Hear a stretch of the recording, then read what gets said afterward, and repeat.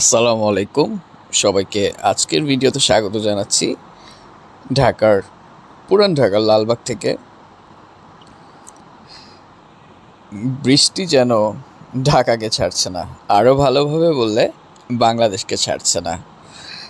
ঝুম বৃষ্টি, কিছুটা ঠান্ডা আবহাওয়া, সেই সাথে পুরান ঢাকায় ভ্রমণ করা।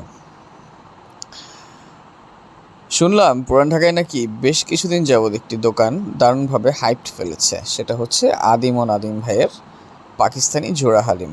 দোকানটির বয়স খুব বেশি একটা হবে না, যেহেতু আমরা মোটামুটি একটু খেতে পছন্দ করি, তাই সেদিন কাজ থাকার কারণে এবং ওয়েদারও মোটামুটি একটা হালিম খাওয়ার মতো ওয়েদার হওয়ার কারণে চলে যাই সেখানে। প্রথম দিকে মোটামুটি খালি পেলেও পরবর্তীতে আর খালি পেলাম না। তো অপেক্ষা করছিলাম, দেখতেই পাচ্ছেন সিনারিও।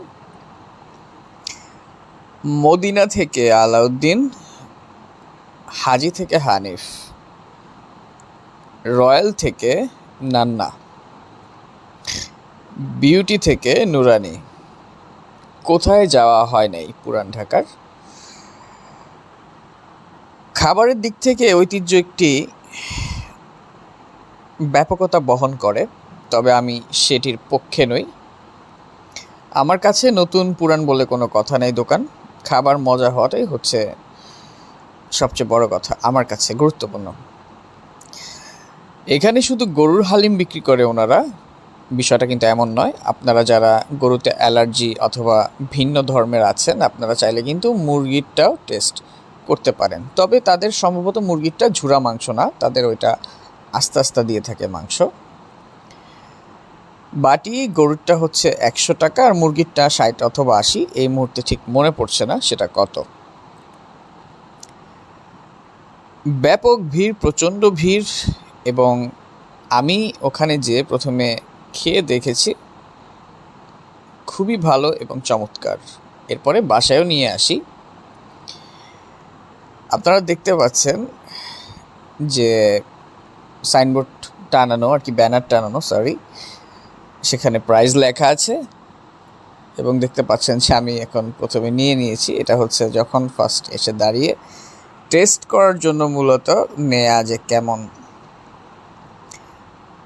টেস্ট যদি জিজ্ঞেস করেন, আসলে আমি ব্যক্তিগতভাবে আমি 10-এ আসলে 10ই দিব। আর যারা নতুন ঢাকার মানুষ যারা আছেন, তারা তো হচ্ছে হালিম বলতে আসলে রোজার সময় ডিসেন্টটাকে আসলে বেসিক্যালি আমরা বুঝি।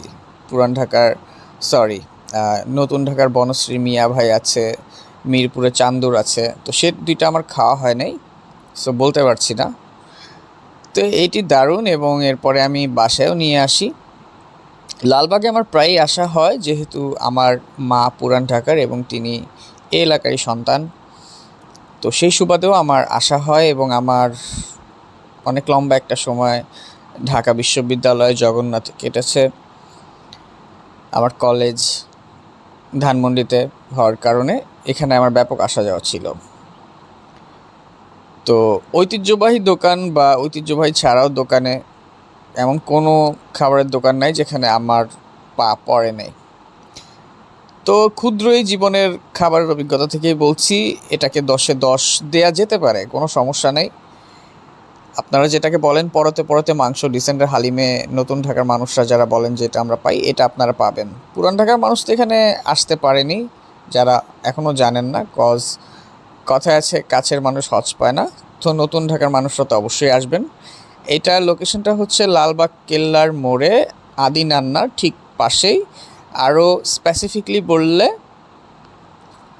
পুরনো ঢাকার লালবাগ স্পোর্টিং ক্লাবের ঠিক অপোজিটে। সাথে দেখতে পাচ্ছেন বাসায় মায়ের হাতের মজাদার খাস্তা পরোটা। আমি খুব সাধারণ একজন মানুষ, পরিবার পরিজন আশপাশের মানুষদের নিয়ে থাকতে খুব পছন্দ করি এবং আনন্দ ভাগাভাগি করতে খুব পছন্দ করি।